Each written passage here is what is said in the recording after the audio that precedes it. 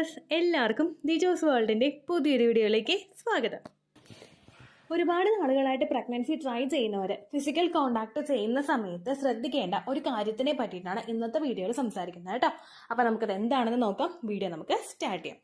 ഒരുപാട് പേര് കമന്റ്സിൽ വന്ന് പറയുന്ന കാര്യമാണ്, ചേച്ചി ഫിസിക്കൽ കോണ്ടാക്ട് ചെയ്യുന്ന സമയത്ത് കൃത്യമായിട്ട് ചെയ്യുന്നുണ്ടെങ്കിലും റെസ്റ്റ് എടുക്കുന്നുണ്ടെങ്കിലും എഴുന്നേറ്റ് കഴിയുമ്പോഴേക്കും സെമൻ ലീക്കേജ് ഉണ്ടാവുന്നു, അല്ലെങ്കിൽ ഹസ്ബൻഡിന് കൗണ്ട് കുറച്ച് കുറവാണ്, മോട്ടിലിറ്റി കുറച്ച് കുറവാണ്, പക്ഷേ കോണ്ടാക്ട് ചെയ്ത് കഴിയുമ്പോഴേക്കും സെമൻ പുറത്തേക്ക് തിരിച്ചു പോരുന്നുണ്ട്. ഇതിനർത്ഥം പ്രഗ്നൻസി ആകുന്നില്ല എന്നാണോ? അതൊന്ന് ക്യൂർ ചെയ്യാൻ വേണ്ടിയിട്ട് ഞങ്ങൾ എന്താണ് ചെയ്യേണ്ടതെന്ന് ഒരുപാട് പേര് കമന്റ്സിൽ വന്ന് ചോദിക്കാറുണ്ട്.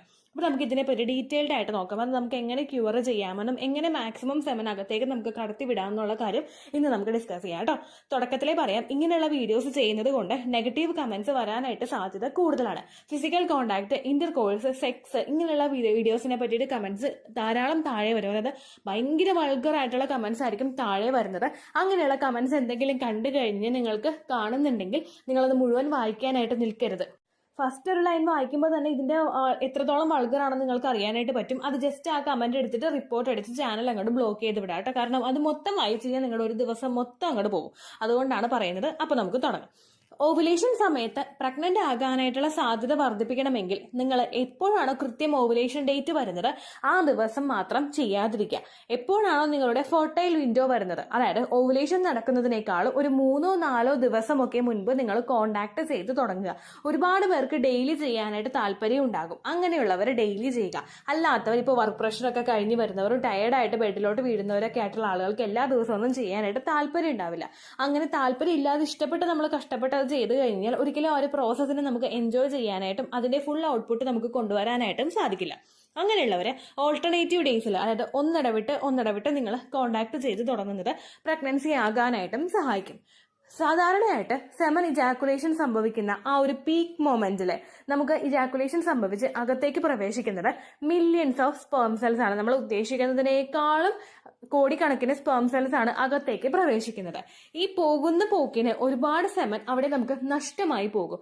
അത് നഷ്ടമാകുന്നത് എങ്ങനെയാണെന്ന് വെച്ച് കഴിഞ്ഞാൽ ചിലതൊക്കെ നമ്മുടെ ശരീരം തന്നെ അകത്തേക്ക് കയറുന്നതിനെ നശിപ്പിക്കും. ചിലവർ ആ പോകുന്ന പോക്കിൽ തന്നെ നശിച്ചു പോകും. ചിലതെന്ന് പറയുന്നത് എഗ്ഗിനെ വെയിറ്റ് ചെയ്ത് നിൽക്കുമ്പോഴേക്കും നശിച്ച് ഇല്ലാണ്ടായി പോകും. അങ്ങനെയൊക്കെയാണ് ഇത് സംഭവിക്കുന്നത്. അതിലേയും കടന്ന് ഏകദേശം വല്ല തൗസൻഡ്സോ അല്ലെങ്കിൽ 10,000s ഒക്കെ ആയിരിക്കും അകത്തേക്ക് പ്രവേശിച്ച് പോകുന്നത്. അങ്ങനെയുള്ള സെമന്റെ തോത് വർദ്ധിപ്പിക്കണമെങ്കിൽ നമ്മൾ ഫിസിക്കൽ കോണ്ടാക്ട് റെക്കറന്റ് ആയിട്ട് തന്നെ ചെയ്തിരിക്കണം. ഒരുപാട് പേര് പറയുന്നുണ്ട് കോണ്ടാക്ട് ചെയ്ത് കഴിഞ്ഞിട്ട് സെമൻ പുറത്തേക്ക് പോരുന്നുണ്ടെന്ന്. അതായത് നമ്മളിപ്പോൾ വാഷ്റൂമിലോട്ട് പോകുന്ന അവസരങ്ങളിലോ അല്ലെങ്കിൽ കോണ്ടാക്ട് കഴിഞ്ഞ് എഴുന്നേക്കുന്ന അവസരങ്ങളിലോ ഒക്കെ സെമൻ പുറത്തേക്ക് ലീക്കായിട്ട് പോകുന്നുണ്ടെന്ന് ഒരുപാട് പേര് പറയുന്നുണ്ട്.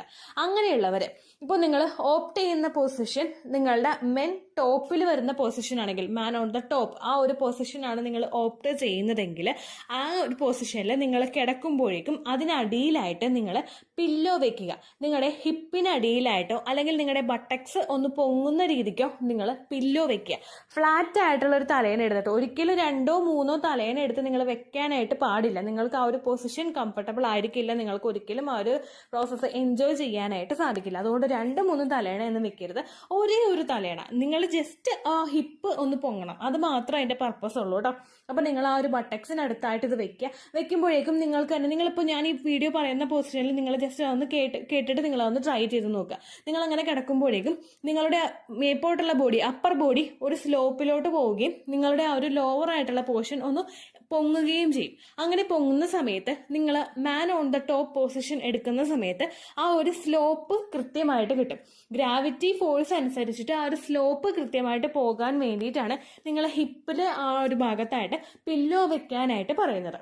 പ്രഗ്നന്റ് ആകാൻ ട്രൈ ചെയ്യുന്ന സമയത്ത് പെർട്ടിക്കുലർ ആയിട്ടുള്ള ഒരു പൊസിഷൻ ഓപ്റ്റ് ചെയ്യാനായിട്ട് ഒരിക്കലും പറയില്ല. പക്ഷേ ആ ഒരു എക്സാക്ട് ആയിട്ടുള്ള ഒരു ഓവുലേഷൻ ഡേ വരുന്ന ദിവസം ഈ ഒരു പൊസിഷൻ, അതായത് മാൻ ടോപ്പിൽ വരുന്ന പൊസിഷനോ അല്ലെങ്കിൽ നമ്മുടെ ആ ഒരു ലെഗ്സ് ആ ഒരു പുരുഷന്റെ ഷോൾഡറിൽ വരുന്ന പൊസിഷനോ നിങ്ങൾ എടുക്കുന്നത് പ്രത്യേകിച്ച് കൂടുതൽ സ്പേം സെൽസ് അകത്തേക്ക് പ്രവേശിക്കാൻ വേണ്ടിയിട്ട് സഹായിക്കും. ആ ഒരു മെത്തേഡ് നിങ്ങൾ ഫോളോ ചെയ്യുക.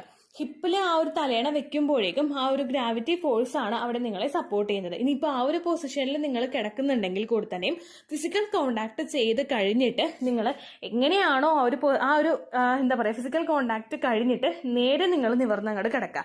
അതല്ലെങ്കിൽ നിങ്ങൾക്ക് ചരിഞ്ഞ് കിടക്കണമെങ്കിൽ ചരിഞ്ഞോ, അല്ലെങ്കിൽ leg up the wall position opt ചെയ്യണമെങ്കിൽ അതോ നിങ്ങൾക്ക് ചെയ്യാവുന്നതാണ്. നിങ്ങൾ എവിടെയാണോ കോണ്ടാക്ട് ചെയ്യുന്നത് അതിനടുത്തേക്കുള്ള വാളിലോട്ട് പോയിട്ട്, അതായത് മതിലിലോട്ട് പോയിട്ട് നിങ്ങൾ കാല് ഉയർത്തി വെക്കുക. നടന്നു പോകുന്നതിനേക്കാളും നല്ലത് നീങ്ങി പോകാനായിട്ട് പറ്റുന്നുണ്ടെങ്കിൽ ആ ഒരു പൊസിഷൻ നിങ്ങൾ എടുക്കുക.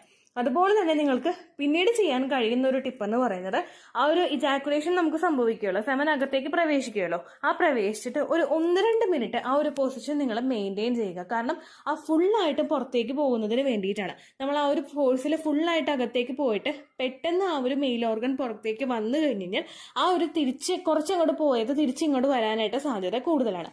അപ്പോൾ അതൊന്ന് തടയാൻ വേണ്ടിയിട്ട് ആ ഒരു പ്രോസസ്സ് കഴിഞ്ഞിട്ട് ഒരു 1-2 മിനിറ്റ് ആ ഒരു പൊസിഷനിൽ നിങ്ങൾ കുറച്ച് നേരം ഒന്ന് റിലാക്സ് ചെയ്യുക. അതിനുശേഷം ആ ഒരു രണ്ടുപേരും സെപ്പറേറ്റ് ആവാനായിട്ട് ശ്രദ്ധിക്കുക.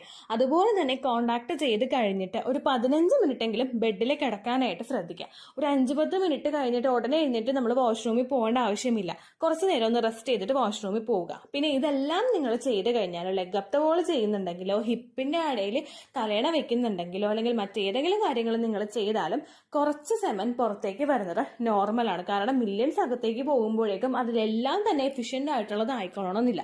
കുറച്ച് പവർ കുറഞ്ഞിട്ടുള്ളതും അതുപോലെ തന്നെ കാപ്പബിലിറ്റി കുറഞ്ഞിട്ടുള്ളതുമായിട്ടുള്ള സെമൻ ഉണ്ടാകും. അത് പുറത്തേക്ക് വരിക തന്നെ ചെയ്യും.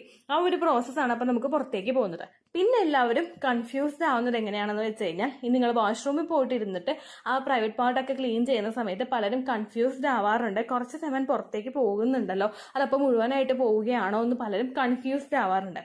നമ്മൾ ഫിസിക്കൽ കോണ്ടാക്ട് ചെയ്യുമ്പോഴേക്കും ആ ഒരു ഓർഗാസം സ്ത്രീക്ക് അതിന്റെ പീക്കിലോട്ട് എത്തിക്കഴിഞ്ഞാൽ നമുക്കും വജൈനൽ ഡിസ്ചാർജ് സംഭവിക്കും. അതായത് നമുക്ക് സെർവിക്കൽ മ്യൂക്കസ് ഉണ്ടാകും. പച്ചമുട്ടയുടെ വെള്ള പോലെയുള്ളതോ മിൽക്കി വൈറ്റ് ആയിട്ടുള്ള ഡിസ്ചാർജ് നിങ്ങൾക്ക് കൂടുതൽ കാണാനായിട്ട് തുടങ്ങും.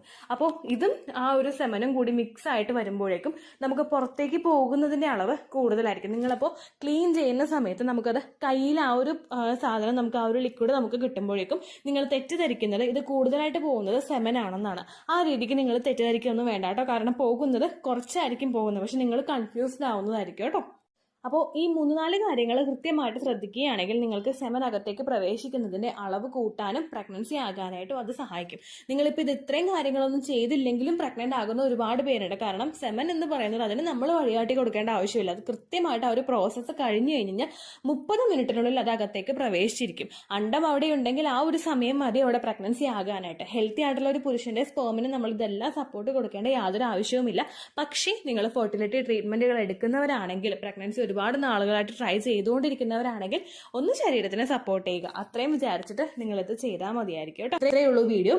യൂസ്ഫുൾ ആയി കാണുമെന്ന് വിശ്വസിക്കുന്നു. യൂസ്ഫുൾ ആവുന്നുണ്ടെങ്കിൽ ലൈക്ക് ചെയ്യുക, ഫ്രണ്ട്സിനൊക്കെ ഷെയർ ചെയ്ത് കൊടുക്കുക കേട്ടോ. എന്തെങ്കിലും സംശയം ഉണ്ടെങ്കിൽ നിങ്ങൾ കമൻസിൽ ചോദിക്കുക. പണ്ടത്തെ വീഡിയോയ്ക്ക് കമൻസ് ഇടുന്നവർക്ക് റിപ്ലൈ ലഭിക്കുന്നില്ലെങ്കിൽ ലേറ്റസ്റ്റ് ആയിട്ട് ഞാൻ ഏത് വീഡിയോ ആണോ അപ്ലോഡ് ചെയ്യുന്നത് അതിന് താഴെ കമൻറ്റ് ഒന്ന് കോപ്പി പേസ്റ്റ് ചെയ്യാനായിട്ട് ശ്രദ്ധിക്കുക കേട്ടോ. അതുപോലെ ഓവുലേഷൻ ഡേറ്റ് കാൽക്കുലേറ്റ് ചെയ്ത് തരാനായിട്ട് റിക്വസ്റ്റ് ചെയ്യുന്ന ആളുകൾ എത്രയാണോ സൈക്കിൾ ലെങ്ത് അത് മെൻഷൻ ചെയ്യാനായിട്ട് ശ്രദ്ധിക്കുക. സൈക്കിൾ ലെങ്ത് എന്നതുകൊണ്ട് ഉദ്ദേശിച്ചത് ഓരോ മാസവും എത്ര ദിവസം കൂടുമ്പോഴാണോ ബ്ലീഡിങ് വരുന്നത് അതാണ് സൈക്കിൾ ലെങ്ത്.